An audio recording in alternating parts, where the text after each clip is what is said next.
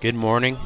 This is Tomas, broadcasting from Pete's Coffee up here in Northern California. I work in Half Moon Bay, but I started working with children labeled autistic and those also labeled in those days with childhood schizophrenia back in 1983.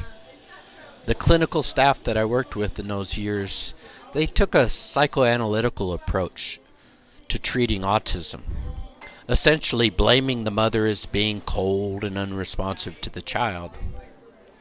This was before the DSM-3 revision in 1987, so I remember this time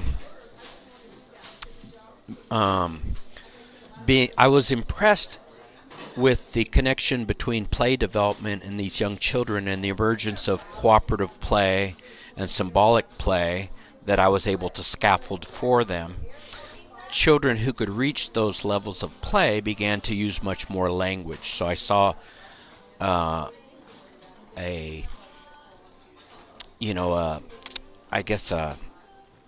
connection between play development and language development.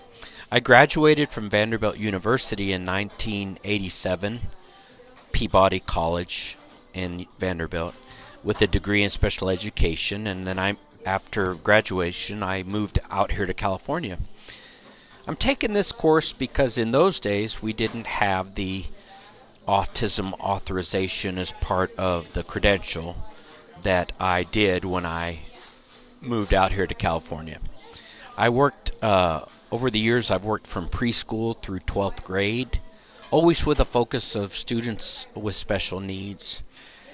But in the last 4 years, I've returned to working with autism, and it's cool to be coming full cycle back to where I started.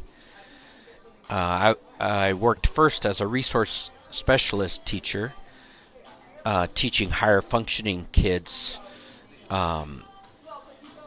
on the spectrum, and then my current placement is working with moderate to severe autistic children. And I believe we should use a strength-based approach, because really, who of us would like to spend their day just focusing on their deficits? Raise your hand if that's what you'd like to do. Not me. Strength-based psychology, strength-based education finds that what a child is interested in, what they're passionate about, what they will engage in, and build language and literacy around those areas. Strength-based education is also supportive of families and dealing with the difficulties associated with raising a child with, on the autistic spectrum. And by focusing on the child's strengths and interests, the parents can become more hopeful, students feel more supported, and have a much better experience with each other, I believe.